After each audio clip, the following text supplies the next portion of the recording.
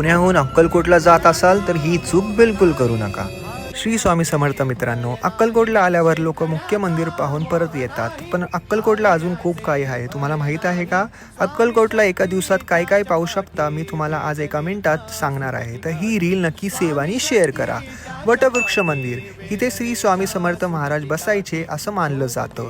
खंडोबा मंदिर, जेव्हा श्री स्वामी समर्थ महाराज त्यांच्या सुरुवातीच्या काळात अक्कलकोटला आले तेव्हा त्यांनी सुमारे 15 दिवस या मंदिरात वास्तव्य केले।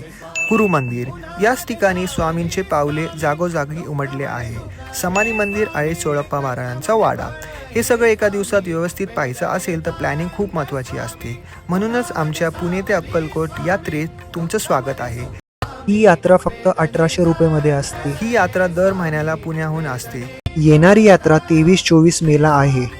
सीट बुक करण्यासाठी आणि अधिक माहितीसाठी स्क्रीनवर दिलेल्या नंबरवर संपर्क करा। धन्यवाद।